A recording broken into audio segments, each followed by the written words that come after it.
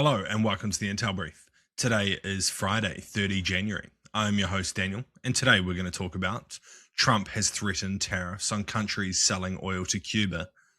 This probably means Mexico. Trump says he's going to announce his pick for the Federal Reserve chair today, on Friday. And Burkina Faso has dissolved all political parties, in that classic democratic move. So firstly, President Donald Trump on Thursday signed an executive order that would slap additional tariffs on goods from countries that sell or provide oil to Cuba. The order invoked the International Emergency Economic Powers Act and calls the Cuban government an extraordinary threat to US national security. Cuba's foreign minister condemned Trump's executive order, calling it a brutal act of aggression. The move could further aggravate an already deep energy crisis in the country. The Caribbean island has experienced severe fuel shortages in recent years, impacting its power grid and causing widespread blackouts. So what? It's almost certain that Trump is just trying to stranglehold Cuba into becoming more pro-US, right? That's his goal here. He has cleared out Venezuela, possibly. We're waiting to see how the new Venezuelan government reacts. But he's now trying to clear house in Cuba as well. Things that he probably wants gone is like the large-scale Chinese intelligence collection facility in Cuba. Stuff like that, he almost certainly wants removed. Will he get it? We'll wait and see. It's possible that this is also going to target Mexico, who has been one of the suppliers of oil to Cuba. But yeah, how Cuba's going to respond to this and how they could resolve this is currently unclear. Sadly, it's probably they're going to experience even further economic hardship, which will just hurt the people, sadly. This is really how it's going to happen. Will the US make some kind of kinetic action against Cuba? It's also quite possible. Trump seems to have taken the gloves off and not really give a fuck about international rules anymore. So, if he decides that his current economic pressure isn't working, it's quite possible he may use military force under the guise of some made up fucking idea to clear him out. But that's for the future. And next, President Trump said he will announce his choice for the new Fed Chair Reserve on Friday morning. In a statement, he said, "I've chosen a very good person," on Thursday evening while walking the carpet at the Trump Kennedy Center ahead of the premiere of a documentary about Melania Trump.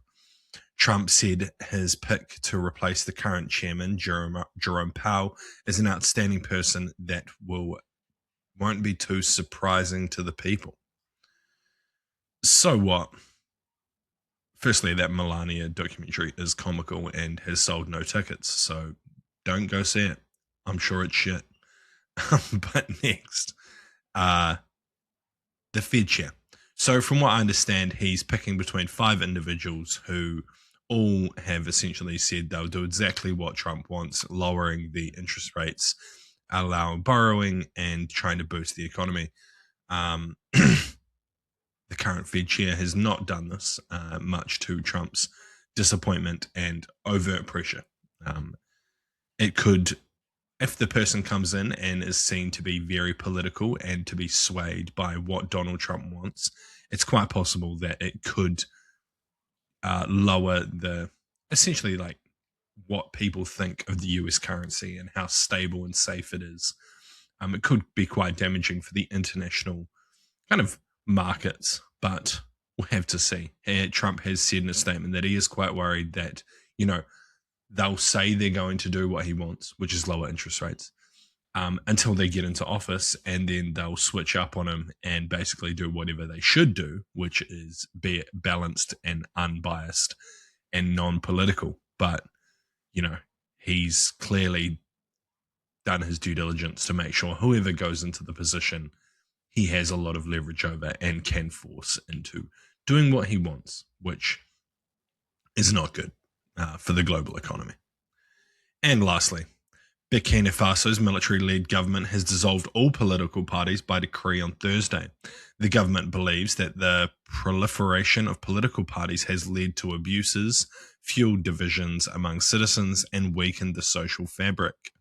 A bill scrapping the parties' statuses, financing rules, and the posts of opposition leaders will be sent to the Transitional Council according to cabinet minutes.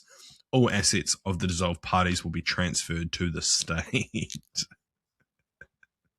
Before the coup, Burkina Faso had more than 100 registered political parties, with 15 holding seats in parliament as of 2020 election.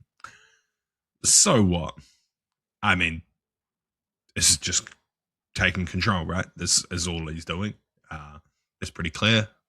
He's not making a show and a dance about it. He's not keeping it secret. He is removing any opposition that could possibly have any sway against the military junta within Burkina Faso.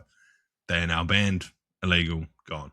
So, long live the military dictatorship, I guess.